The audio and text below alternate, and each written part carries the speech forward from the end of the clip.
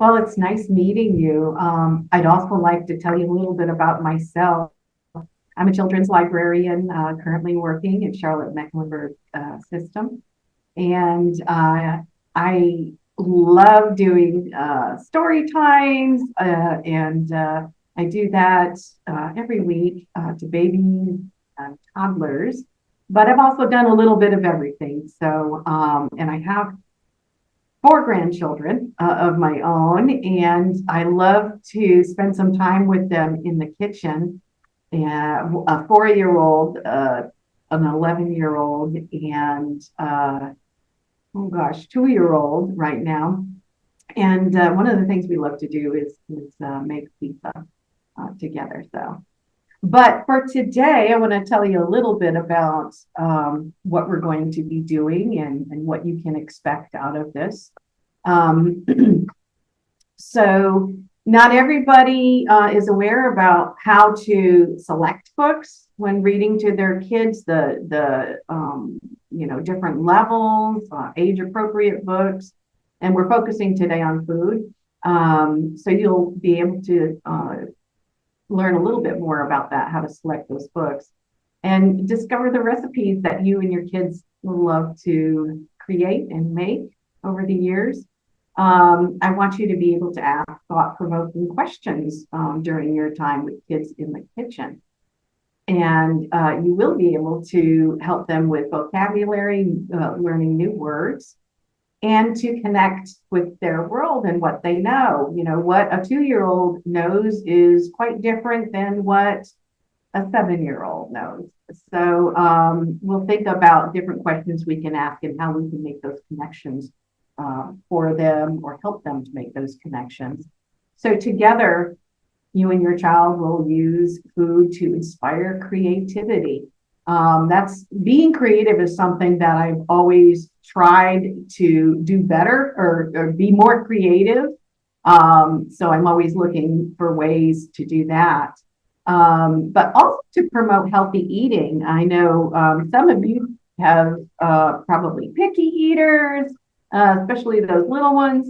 But also there's kids that have food allergies, and so they have to be careful and be aware of what they can eat. So we also want to think about engaging in sensory experiences when we're cooking in the kitchen with our kids, because let's face it, there's some good smells there. There's very tactile as you're touching all of these things, food items.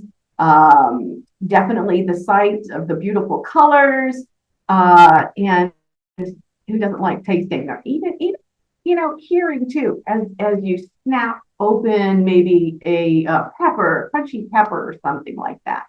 So you can engage with all of your senses. But you can also help your child improve their math skills. We'll get into that. Certainly literacy schools, because this all involves books, but there's a little science and history and culture in there as well. So you can really have quite the experience in the kitchen with your child. Okay. And so first of all, we have to think about our kids and their developmental stages. If you have different ages, they're not all going to be focusing on the same thing. And of course, if you've got a little toddler, they're very much into, when they're reading books, looking at the pictures. They want to explore those pictures. They're just getting out of touching everything and putting things into their mouths and exploring food that way. And definitely they want to do that. And that's a good thing. And let them do that. They're counting. They're talking about their colors. They're identifying shapes. But they're also practicing using utensils, coming out of a year old, folding the fork the right way, spoon. But as they move up 2 and 3 years old, you can, teach them how to stir the right way in the kitchen. So all of those things, but they get into preschool. And as far as literacy goes, the written word has meaning now. So you can follow along with the words that you're reading, let's say either in a story about food or in a cookbook. And they're identifying, of course, the letters, word recognition, repetition, and a lot of things concerning literacy. But you're also helping them fine tune their motor development when you're using different utensils in the kitchen and what those utensils do. You know, maybe it's one of those hand crank mixer things. They all do different things. But you're also involving measurements. So there's the math, following directions. So these are all things that are very educational, but it's masked under the fun that you're having. So we'll go ahead and go to the next page here. I wanted to put in a little bit about active reading because whenever you're reading with your child, you can enhance that experience by using active reading. If you haven't attended one of our workshops, we have them all the time, so check that out. But you're reading with your child, not just to your child. And you can do that, you know, from day one, really. There's ways of doing that. So you are asking questions in active reading, you are building the vocabulary, and you're connecting to their world, which we just mentioned in the previous slide. So there's a lot of evidence that says that this is the best way to help your child learn to read on their own and to enjoy the process. And so, oh, you know what? And I do, yeah. And if go onto our website and check out the short video. We don't have to do that now, Elise, but there is a short video that kind of explains more about active reading. Okay. So kids love to hear stories. They want to hear a story. And so I definitely would encourage you to start off with a story with them if you're going to try to get them into the kitchen, because you want to get them excited about food, about cooking. And so today my topic is pizza. I thought, you know what? You can do pizza in so many different ways, right? You can have different sauces, a red sauce, a white sauce, and you can put any kind of topping on it that you like. Be as creative as you want. But there's also pizzas from around the world, you know. What I might be used to, my coworker may be used to something else because she's from somewhere else. So you can explore that with cooking pizza, we're making pizza. But in the fiction story, you can introduce new topics, such as cooking. Kids can relate to the characters in it. And so if you have a young child, Kobe Eats Pizza is wonderful. And Kobe is probably a toddler, I would say. We'll find out. And so I'm sure that toddlers could relate to it as well as preschoolers. You want to pick one that has an engaging storyline, that the illustrations are visually appealing, they're relevant and memorable. And usually a good story will have some kind of lesson, a message, and Kobe Eats Pizza does. Well, I'd like to start with that story, and I've got it right here. Kobe Eats Pizza. And I always like to point out the author and illustrator. It's written by Ashley Lynn, and I'm sorry, that's the author, and illustrated by Joy Ang. We don't always know how their names are pronounced, but we'll do the best that we can. It says, Kobe Eats Pizza and helps make it too. The first thing that I would focus on with your child is them what they see in the cover, on the cover there. And they may see, oh, I see a boy, or I see a baby, I see dogs, and maybe they see the hat too. And you can talk about what that hat is. Everyone knows Chef Kobe is the star of the kitchen. He commands with confidence. And he cooks all by himself. Well, mostly. And then you can ask your child, like, well, Cody, how does he look? And they may say, oh, he looks happy. He's going to smile. So you can talk about being excited in the kitchen. Okay. And get them kind of pumped up there to be in the kitchen with you. But talk about the pictures as you go along. And that's one thing that's helpful with toddlers is to go through some pages ahead of time and talk about the pictures, because that's like really what they're interested in most is those pictures. And then you can go back and read the story after that. We call that a picture walk. It's very helpful. So talk about all of these wonderful vegetables and the different colors. Maybe you can talk about the shapes. And it's quite exciting because it looks like they've just thrown everything up in the air. So today he's making his famous pizza. He prepares like a pro, and it looks like, I just see an arm. Well, maybe it's Daddy. And what is this? Do you know what that is? So you're going to ask them a question throughout the book there. You talk about different things. And so Toby's going to do some measuring.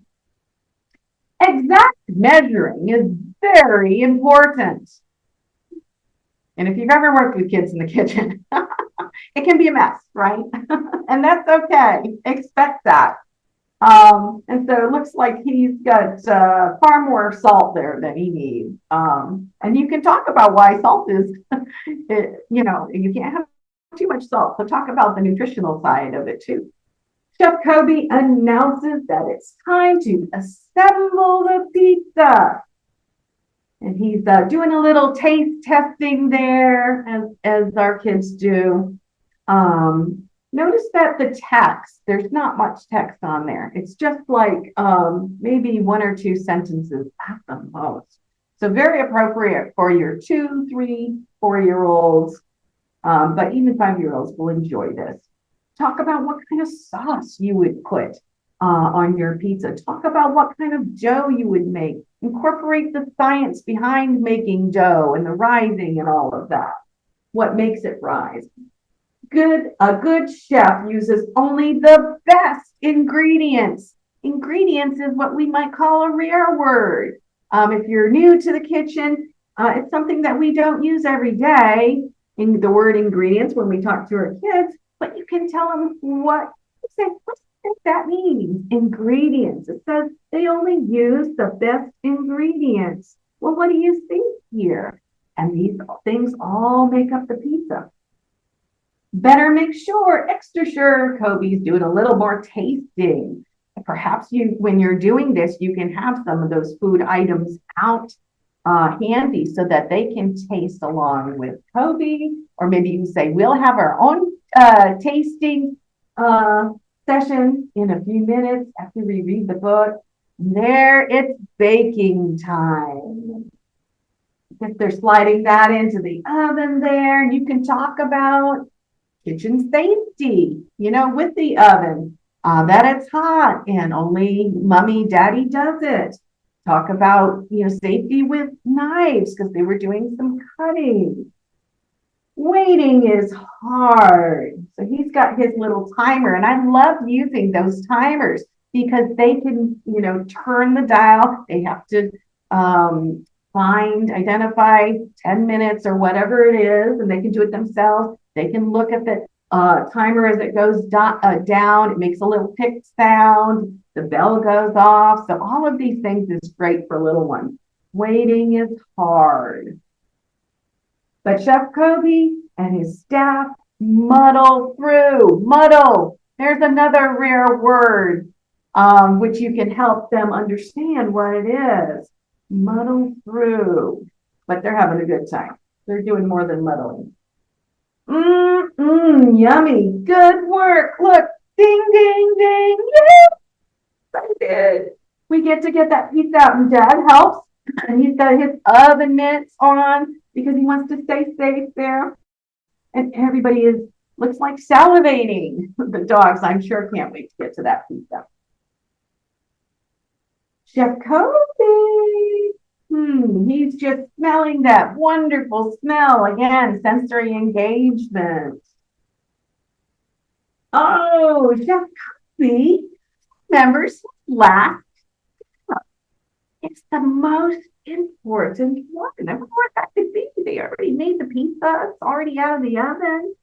But he's running. Looks like who's he running to?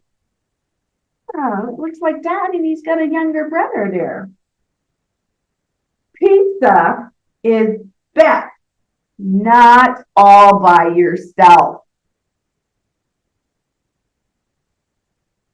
but with family. I love that. I get chills just saying it, and I've read it quite a few times. But especially right now, Thanksgiving is coming up, and I'm thinking about family. I'm thinking about how the kitchen is that one place in our homes that we all gather. It seems like we're always in the kitchen at some point. Food brings people together. And that's a wonderful theme going into Thanksgiving, and they're all enjoying that. I love this book in particular because after the story is over, it shows you, it has a recipe for homemade pizza. We've got the dough. Well, first, of course, we've got that word ingredients, the dough, the topping, and all of the instructions. So if you have an older child, even the 7-year-old, and he's, reading, they can read the instructions with you and talk about, how the sequence of how you put the different steps together. And it's got a little blurb here in this book talking about one thing we can all agree on is that food brings people together. And the most important ingredient in every meal is love. And it talks a little bit about sharing that as well. So I love that message concerning food and families and people in general, but also bringing the kids in that too. So I love that life lesson or that message. I hope you enjoyed that story, and we can go ahead and go to the next slide. All right. So as a transition, and we'll keep this slide here, but when we're doing story times, and even when you're home in between books, you want some kind of transition. And I want to get kids excited about vegetables. When you have picky eater, sometimes there's just things they don't want to eat. And Jackie's going to come up here, and she's going to share with us a little rhyme on our flannel board. I'm going to turn it over to her, and it involves a whole lot of vegetables, and you can do it at home too. Hi, this is my friend Monster. Monster, munch, munch, munch. Make me a healthy pizza for lunch. What about purple onions? Yum. Monster, munch, munch, munch. Fix me a healthy pizza for lunch. How about brown mushrooms? Monster, munch, munch, munch. Fix me a healthy pizza for lunch. What about green spinach? Monster, munch, munch, munch. Fix me a healthy pizza for lunch. How about red tomatoes?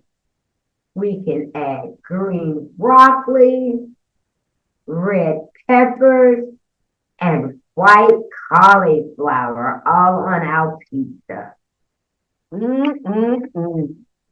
Wow, that sounds great. So encourage those vegetables for the kids to eat, and encourage healthy nutrition as well.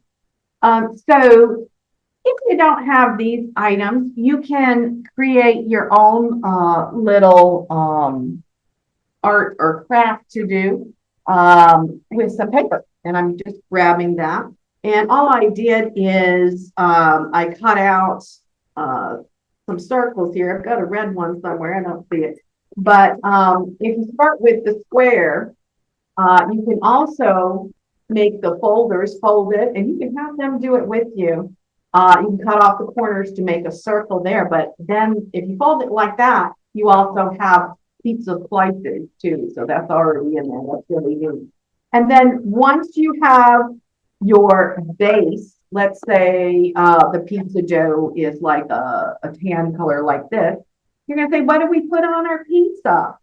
You know, you may want the red sauce, or perhaps you just want a white sauce or a yellow sauce, and you can put that on there as well. So you've got a lot of different things. You may want some pepperoni, so you can cut those pepperonis in a circle, and that helps them, you know, with their cutting skills there. But you can do that craft with them after your time in the kitchen, and it's more memorable. You can hang it up on the fridge, or you can use things and just change them out. And then, but you can also do it beforehand as a planning tool. Okay, what do you want to put on your pizza? You know, and then cut out different vegetables, different colors, and so forth. So you can use that in a lot of different ways. So right now, we're looking at a nonfiction book, and you can make your own pizza just like Kobe. And you can use this book here called Pizza School, and it's a kid's book. It's a nonfiction, and it's a cookbook for aspiring pizza makers. And there's lots of pizza books in the cooking book section, recipes. So a lot of the recipes you're going to find in the 641.5 section of the library, some a little bit before and after. But this is one that we have. But check out our cookbooks in the library. And go ahead. You can go ahead and turn the slide. Thank you. Here's a few more, because I also want to add in a little bit of history about pizza. And Pizza Slice of History is a really neat book. I've got it here too, because it talks about pizza around the world and how it began. People think it's one way and it may be another. So all over the world, and that's bringing in culture and history as well. And then we've got one called From Vine to Pizza, which will bring some science into your pizza making, and how vegetables are grown, how the pizza crust is made, and all of that. We can turn the page there.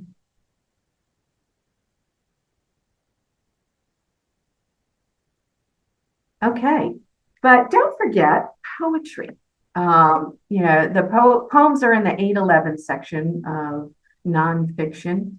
And this particular one uses math in the poem, and it's a collection of poems that use math. So I just wanted to throw that in there, because not only can you read poetry and use that in the kitchen with your kids, you can always encourage them to create their own poems too. So some writing involved as well. And the next slide. And here's another one, collection of poems as well, but the focus is science. So put a little math in there, a dash of science. This is a pizza the size of the sun. So you can talk about other subjects, such as, you know, a solar theme. It's talking about size, though. It's talking about weight. It's using words like massive. You know, it talks about the ocean. So it's mountains. It's all over the place, but it's also pizza. So incorporate a little bit of every kind of literature into your lesson and your experience. Okay. So this is a slide collection of a few different books. Not all of them we have in the library. I did find these in particular elsewhere, but we do have some really cute books with food faces in it. I love it, and it's so creative, because kids can make faces with their food, and you can do that if you have picky eaters and you're trying to get them to eat one particular food. You can mask it, pun intended, with healthy things, but also funny animal faces, and they may or may not eat it up. I have my 4-year-old grandson. There's certain things he doesn't like, and I'll do the log, the ants on a log, with a celery stick and some almond butter, and then some raisins. So just be as creative as you want with those. But I also, oops, yep, that's okay. I also want to encourage you to collect recipes or create recipes with your child and keep them in your family. Make it memorable. So if you have recipes that you're working on and you find out that you're making them a lot, put them in a recipe book. Buy one, you can make a recipe book. Also put in their artwork too. And it's something that they can keep, they can pass on down through when they have a family, and keep it on the shelf where they can, use it whenever they want. But what we're really doing when we're in the kitchen with our kids, besides all the things we talked about, is we're making memories. And that's something that's more important, than all of the other things, I think, because you want them to have a healthy relationship with food, but you also want them to, enjoy doing it and love to read and love to learn. So it's doing all of those things. And then there's one on the right side, about cooking together. And of course, Dr. Seuss is involved there too. So a literacy aspect to it. And next slide, please.